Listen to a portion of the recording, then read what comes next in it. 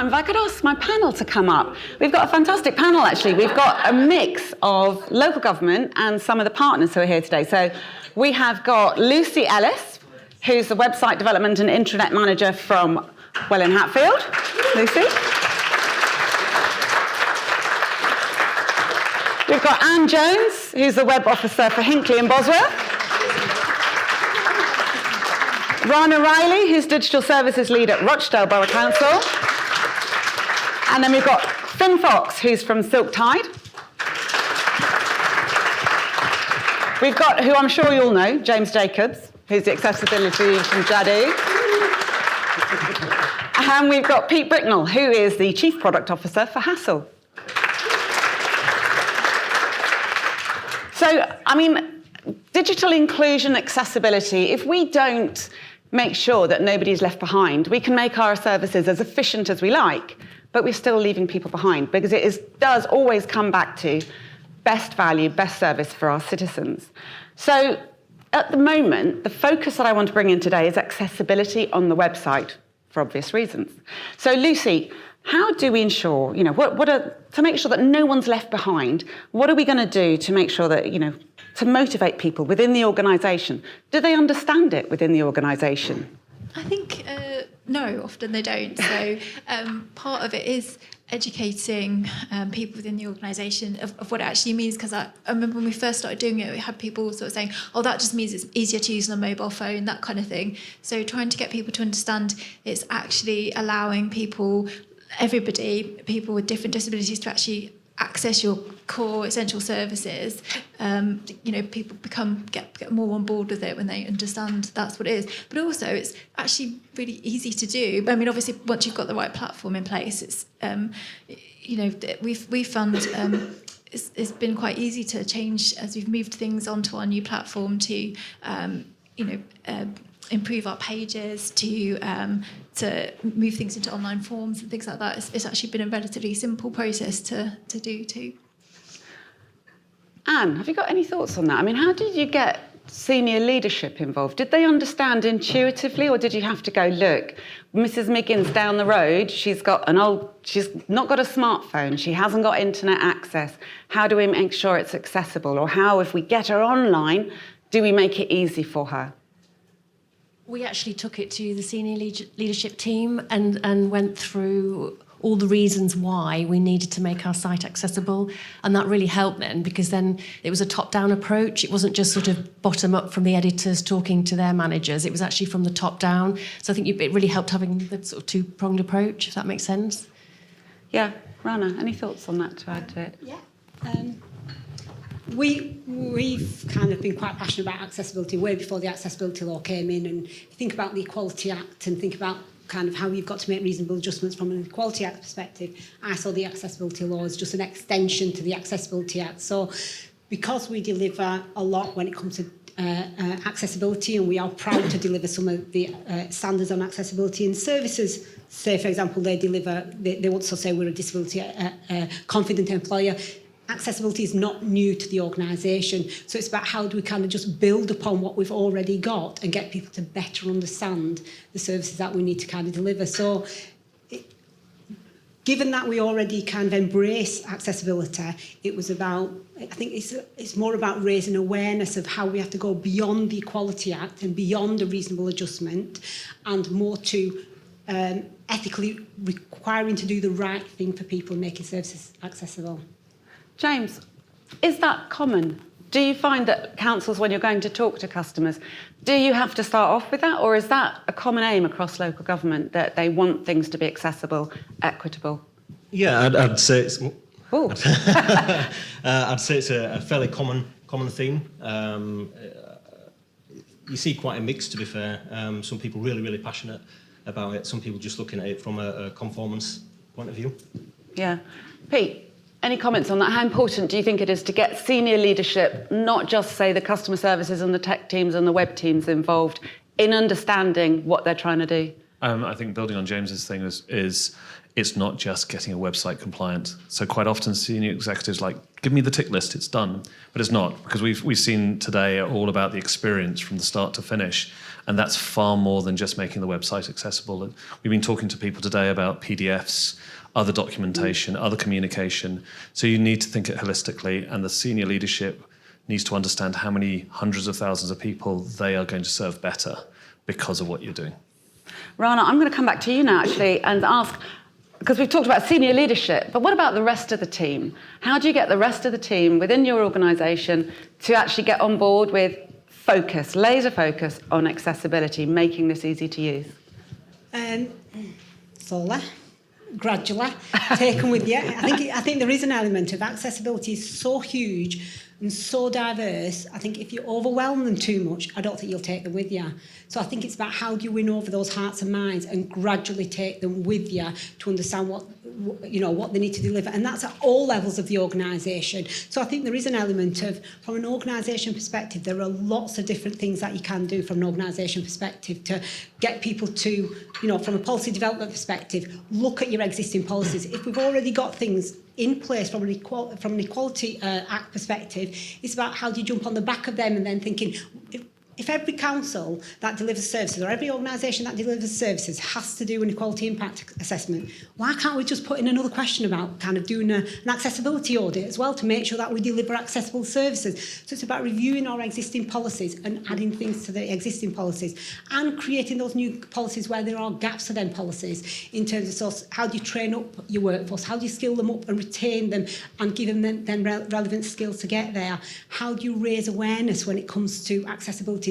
If people don't know what good looks like from an accessibility perspective, how do they know what to deliver? So it's about how do we set that leadership, how do we set those policies in place to say, this is what good looks like, this is what we expect from you in terms of, we will set those standards, we will train you, we will make you aware of all of that, all of them kind of different areas. In terms of, we touched upon inclusive design principles kind of this morning as well. How do we include disabled people in terms of what we do deliver? Because they have equal access to everything that we deliver. Now, I live with disability on a day-to-day basis, so I live and breathe usability, accessibility and the complexities within that. So I just have a personal passion in terms of delivering accessible services, regardless of whether I'm required to deliver it. But we have a legal, a social kind of responsibility, and it actually is good from a business benefit perspective to deliver on all of those accessible services as well. So I can go on for another half an hour. Oh, well, anyway, no, it's fascinating.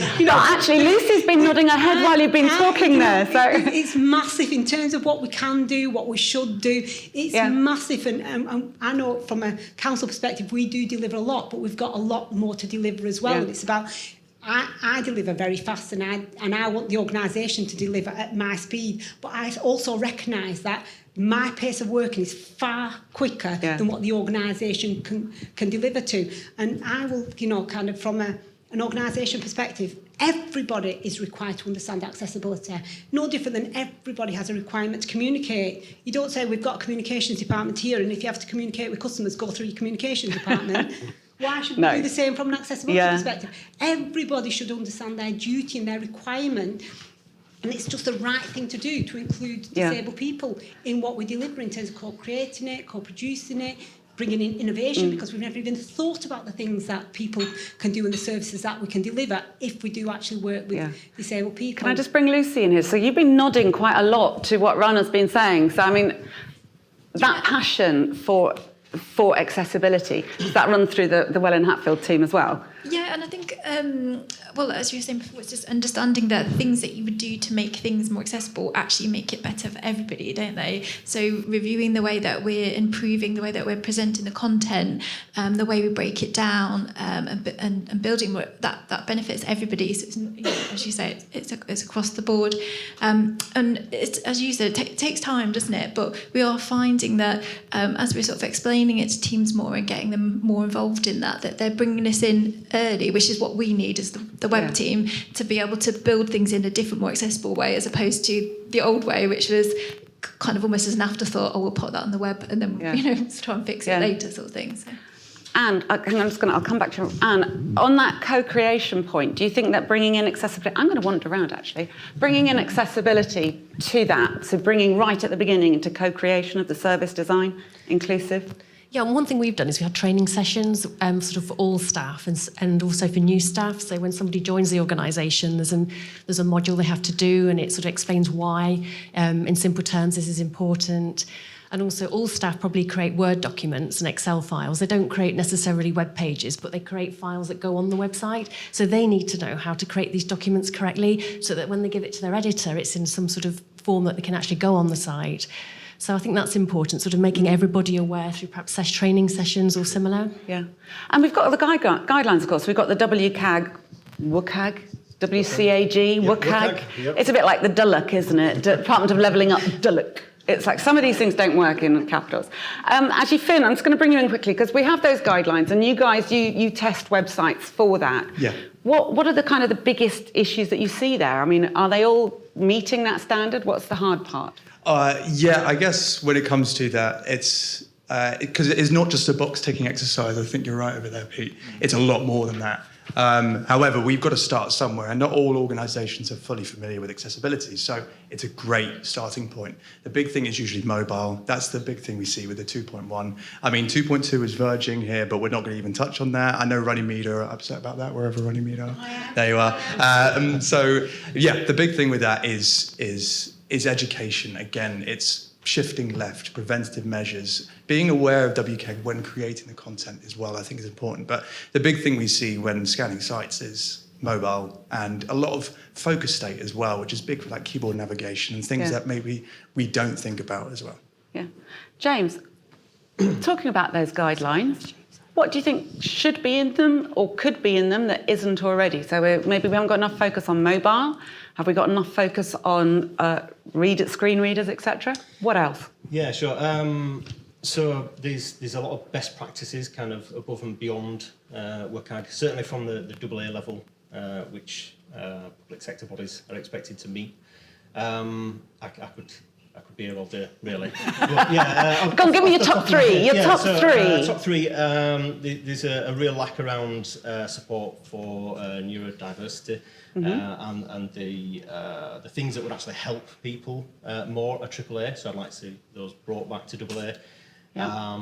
Things around links. There's so many best practices around links. We've got a single A requirement that just means your link text has to make sense within the body of text that it's in. So if it's in a paragraph, but a AAA requirement that link has to make sense outside of context. So if you're a screen reader user and you're viewing a list of links on the page, and you have a load of hard to understand links, it might meet that single A requirement, but it's questionable. Most auditors would raise it anyway, but it's a AAA requirement, which is quite poor. Focus indicators, really disappointed in WCAG 2.2 to see that the moved focus appearance, which was a new AA requirement, that was built on existing requirements for the style and the visibility of focus indicators. For the last couple of years, that's been a AA requirement, and in this latest candidate release draft, they've moved it to AAA. So lots to be done, but what I would say is that WCAG is, it's a solid set of testable guidelines, but it should only be viewed as the minimum. There are so many other best practices, that, whether the AAA or beyond, that should be considered and implemented where possible. Peter, what's your top two, say top three, quickly? Less about the WCAG. But building on what Silktide was talking about is like if you're looking for people to change their behaviours, benchmarking is a great way. So looking at a site with Silktide can get you there. We work towards the ISO standard around digital accessibility, and that can help you benchmark what are you doing beyond that, policies and procedures, policies and governance, support and other things. So you can go back to the organisation and say, here's the gaps, we can take it against some standards, we can take it against WCAG, we can take it against the ISO standard. And this is why we're working towards those things. Yeah. So it gives you some external benchmarks to work against.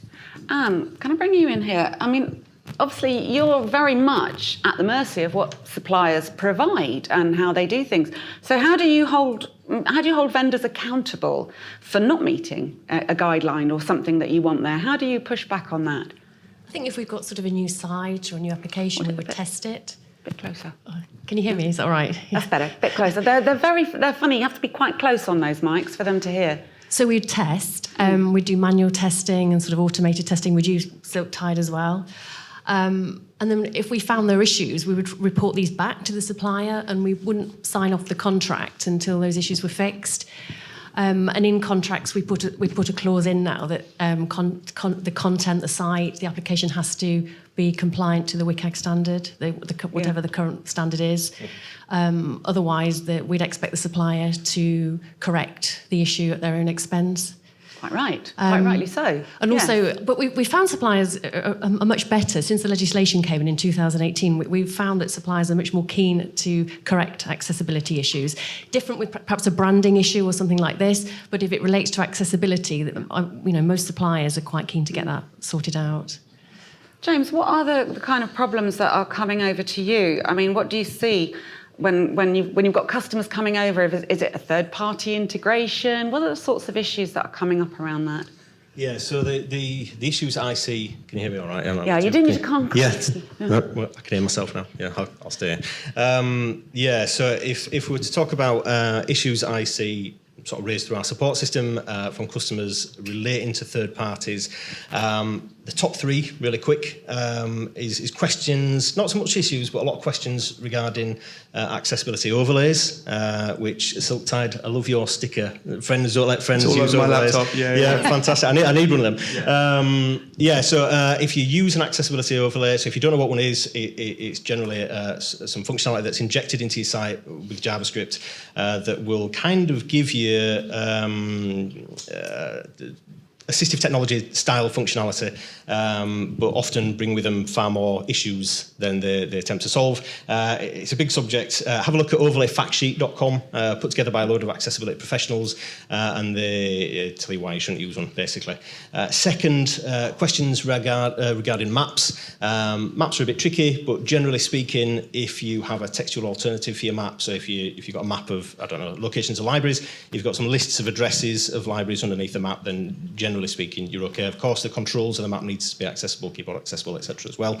But I'd say the main issues that I see are related to cookie banners. So kind of a necessary evil, but again, they do generally bring with them some accessibility issues. Quite a lot, but I'll just give you a few. So semantic issues, code-related issues, invalid ARIA, a lot regarding how they manage focus. So a lot of them are kind of sticky. They'll sit at the top of the page, the bottom of the page, or come out from the side. And when the page loads, they will move focus inside of the banner, which in itself, if it's coded okay, then that's fine. But it will allow you to kind of tab outside, interact with the page behind it while it's still open, and it obscures what's in focus. And yeah, loads of issues. We did some research a couple of years ago on accessible cookie banners, and really struggled to find one that was all singing, all dancing. But I will say that they seem to have got a lot better. They have a lot more configuration options now. So some of the issues you can solve by just using different modes and different settings. But like any third-party content, really, like you said, needs testing, needs to be properly audited. Any issues need to go on your accessibility statement, and of course reported to the vendor as well, with the hope that they'll fix them. Finn, any thoughts on adding to that? What are the types of problems that you're seeing that can be fed back? I couldn't agree with what you said more, honestly. That's always a good sign in a panel of experts, absolutely, actually. Yeah. Overlays suck, get rid of them. But they look like the easy option. So everyone wants to get them when it's a lack of education, like you were saying, Lucy, with overlays. They see, quick fix, pop it on, I'm accessible, cool, move on. So that's a really tough area with overlays, is about the education, and it's for everyone and understanding why those are issues. Cookie banners are interesting. There's a lot about it in 2.2 as well, with focus state being obscured or partly obscured when moving around, and of course getting trapped in it. So that's tough, and you then need to go out to your third-party vendor, whoever you're using for your cookie banner provider, to then hold them accountable for that, which kind of puts on your point back there, yeah. Yeah. Rahna, sorry. Have you come across any issues like that, where you've fed it back, and how responsive has the supplier been?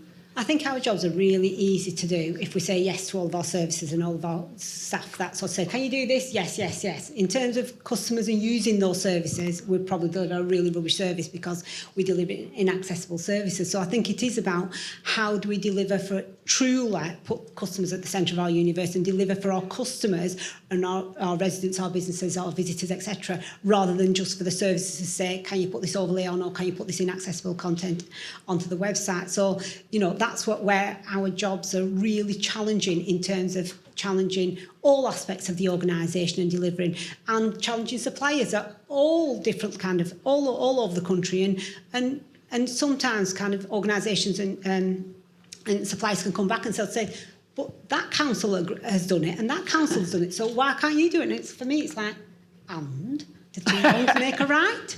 Just because they've done it, does it mean that I have to do it? And it's about how do you challenge these organisations? And I'm not shy at challenging kind of organisations, whether it's a planning organisation or whatever. And several years ago, I challenged one supplier, and they took it to board level because they said, yeah, but what you're asking us to do is going to impact another 74 councils across the country.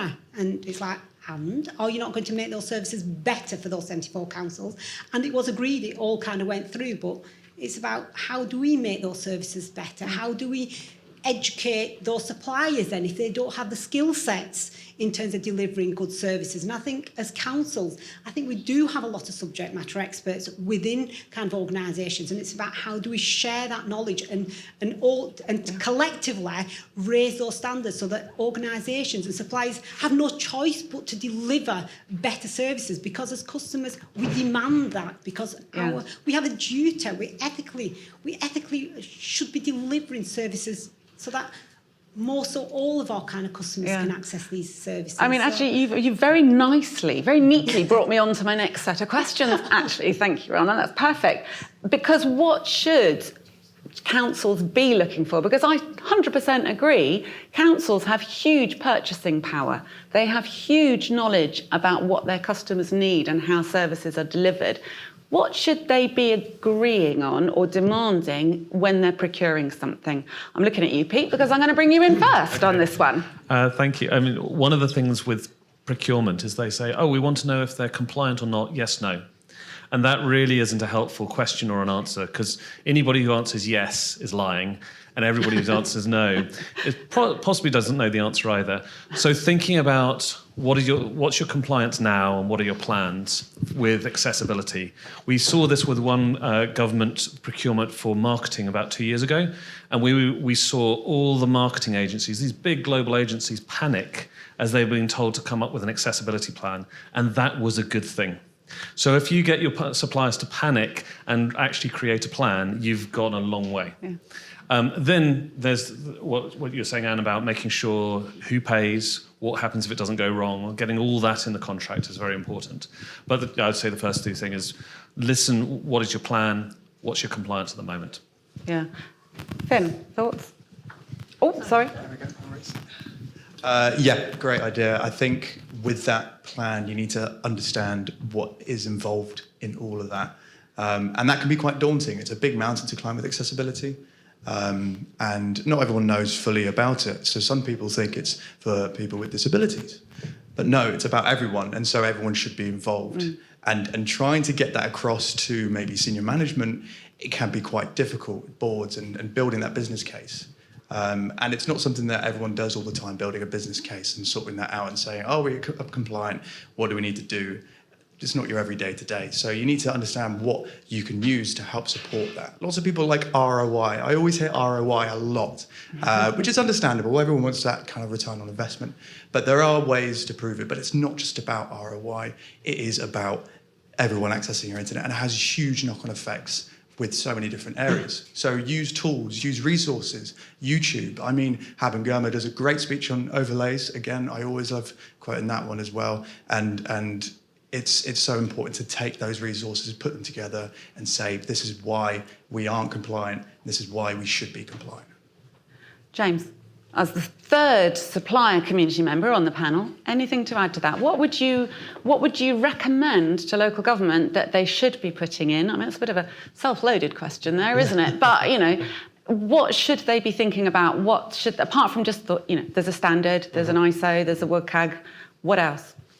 Yeah, I think you've got to look at the evidence as well, which isn't always there with every vendor. But does the organisation in question, do they have a track record of delivering accessible services or products? Just little things really, like how often is it mentioned in the roadmap? How often is it mentioned if they've got public release notes? Do they talk about it much? Do they talk about it at all? Yeah.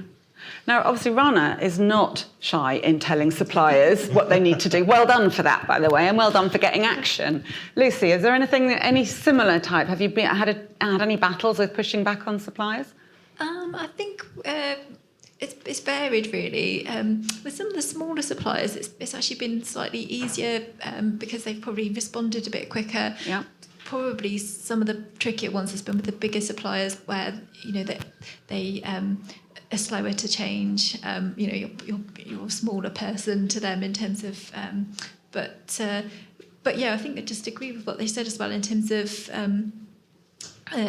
the kind of not just being box ticking, because obviously you can say something's compliant, but it's how you apply that then you could apply in a completely different way that makes it quite uncompliant, couldn't you? But but then if you've got the supplier's help to kind of keep it back on track, on where you think you add new things that help, getting their help to make it do that in a compliant way. So it's like you were saying, it's that ongoing support, isn't it, to keep making it compliant as well. That's important. Can I just bring in come in on that as well? And when we think about compliance, I think we have to think about what do we actually mean by compliance? Because within legislation, you've got kind of automated tools that can help you, but just because you use automated tools does not mean you're going to be compliant. Yeah. So therefore, it's about, I know when we procured our website and we looked at various different kind of suppliers, one of the things about Jadu was it was their belief in accessibility and their whole being and that whole organisation that was focused on accessibility that gave me the confidence to say it's not just a tick box exercise. Anybody can sort of say we can deliver accessible services, but are they truly going to be accessible? Because accessibility is far bigger than just saying, well, my code quality is right. A screen reader should be able to read it. All these assistive technology tools should be able to use it. Who's doing the testing to say it actually is compliant? Or are we just ticking a box to say, well, the supply contractor said we're going to deliver an accessible kind of service or an application or whatever, and therefore you just assume, therefore, because it's in contract, we've delivered it. Are we, Is it accessibility for me is far bigger than just saying, I've ticked a box, I've met this accessibility standard, next, move on.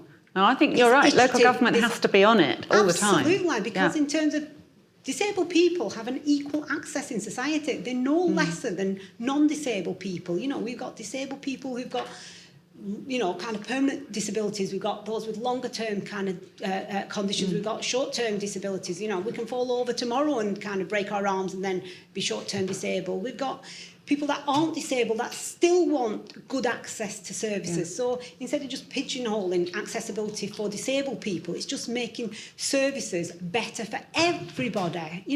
We can all be kind of require access to services if we're on a quiet kind of on a quiet train and in a carriage there and thinking, well, I've not got my earphones, but I want to watch a video. Well, I want to see the captions. Well, does that mean I'm disabled for that period of time? It can benefit everybody. So it's about how do we deliver those really good services for everybody who deserves access to council services, because we have a duty to deliver equally to everybody. Can I just do a time check? How much longer have we got? 10 minutes. Brilliant. Because what I wanted to do as well is now take on from that. If you take on from, obviously, accessibility, what about inclusion? How do we use accessibility tools to make sure that we're including the digitally excluded at the moment? So making sure that there's mobile focus. Finn, you were talking about mobile there. How would you tackle that? So maybe someone has got a phone, but they haven't got much data, or they would rather use a text. How does that work? Yeah, really good point. I mean, when you are unable to access the internet properly, it makes it harder to access information. And it can be really preventative. So important thing is making sure that your website is optimized, not only for mobile, but so it can load in those difficult to load places. And to do that, you might have some large images and things like that. You can go down a big rabbit hole with web governance on that kind of thing. But that just proves the point that it has such crossover into many other areas. So I'd say for that kind of thing, I mean, my experience with this kind of stuff is still fairly new, so I'm still learning loads. But from what I understand, I'd say that things like page load speeds are super important, so then people can then even get to that wherever you may be. Yeah. Anne, what would you say about that? You were nodding there. I caught you at the corner of my eye. Agree with what you were saying, really. So I mean, page loads and low data tariffs. And also sort of keeping images probably smaller as well. I know people, it's not how it was 20 years ago, but if people haven't got much data and it stops them sort of reading the information and keeping things concise and to the point and perhaps not publishing everything. Content's king, isn't it? So so really think about your content and what people need to know about the topic as well. There are so many fabulous new technologies of Adobe and everything that does absolutely wonderful stuff, but you need a good connection and high-speed internet to look at it properly. I live in a part of the country, low mobile connectivity. It's rubbish. No broadband. We're out in the middle of nowhere. So it's really essential that it's, as you say, inclusion. It's everybody. It's from digital inclusion, poverty, the whole works, for as well as disability. Do you make a choice between it looks great or it's more accessible? Where would that stand? Well, more accessible. I think it should be able to do both. Yeah. I think it should be able to do both. They're not exclusive, are they? Yeah. Not at exclusive? all. Yeah, Okay. they work together. Yeah. So how do you make that work? For, say, mobile, etc.?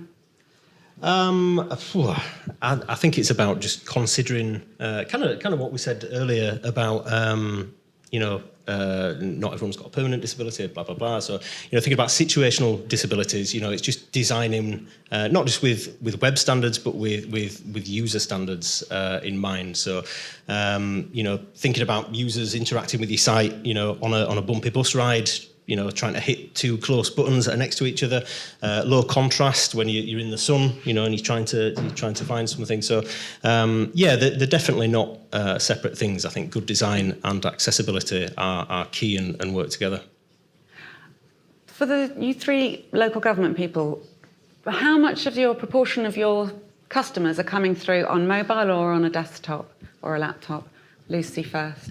Ours is about 50-50, but it varies between different services, because obviously some things, like if you're doing a planning application, you're more likely to perhaps do that by a desktop, but if you're looking up what's on a museum, you're much more likely to be doing that on the phone. So we do take that in mind sometimes when we're doing our content, because with some of the planning stuff we might do that in a slightly different way to what we're doing with the other stuff, which we know is like got to work. Yes, it also might be put forward by a professional at a desk, for example, rather than someone at home so slightly checking. different audience and sometimes written in slightly different ways. Rahna?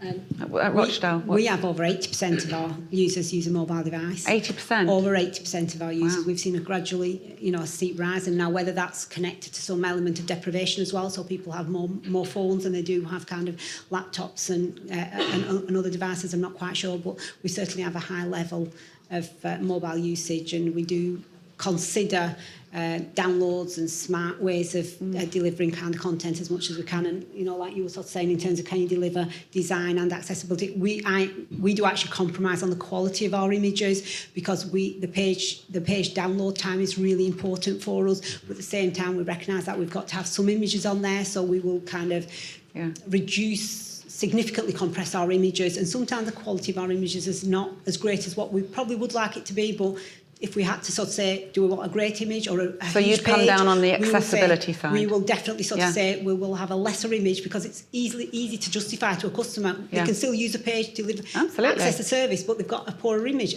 For me to sort of say, you've accessed a service, but we'll compromise on a poor quality image. Sort of agree with both, really. Yeah, as and Lucy is was saying, it more mobile or 50-50? Same as, it's very similar to what Lucy was saying. It varies. Some months we get different results, for different services, and also, we'd go with probably a slightly lower res image. Just it's much more important that they can actually get the page downloaded.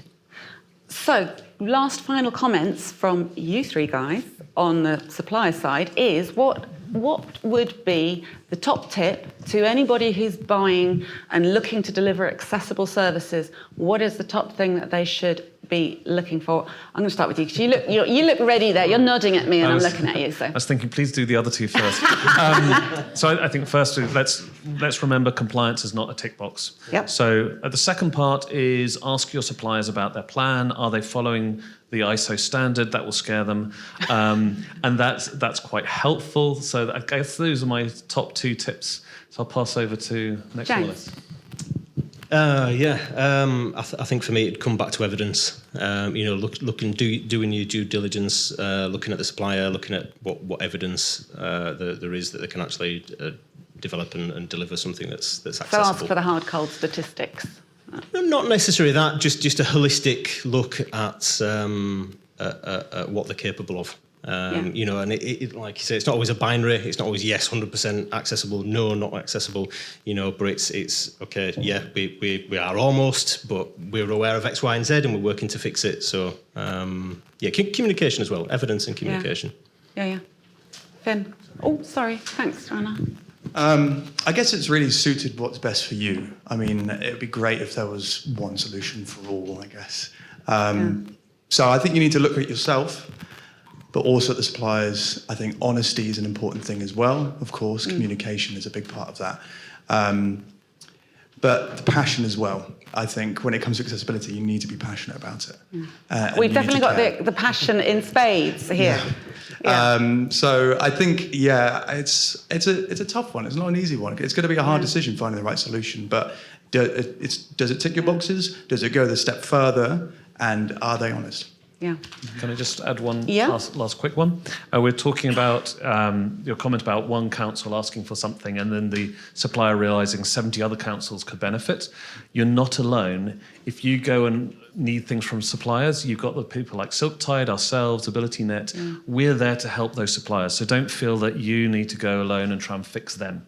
You've got other people whose job's out there to fix them too. And also support them in getting it fixed too. I mean, absolutely, a bit of muscle there, that would be helpful. Okay, well, look, I think we're nearly out of time, but I have one last question from you. How many of you tell your residents about the social value tariffs that are available for broadband from broadband suppliers? Do you? That's one for the room, actually. Hands up. How many of you actually tell about the broadband? Well done. Because actually, there is an appallingly low take-up of social tariffs from broadband suppliers. They have to provide them by law. They don't really tell anyone about them. But there are people who cannot get online and they don't know that they are eligible to a much smaller, a much lower tariff. My one plea to you all would be, please tell your residents that there are social value tariffs that you are eligible for, and there is the Good Things Foundation is doing a fabulous job in terms of digital inclusion, data cards, SIM cards, data banks, reused devices, recycled devices. We need people to be online so that they can use accessible services. So thank you very much to my panel. I think we are out of time now. Thank you very much to my panel, and good afternoon.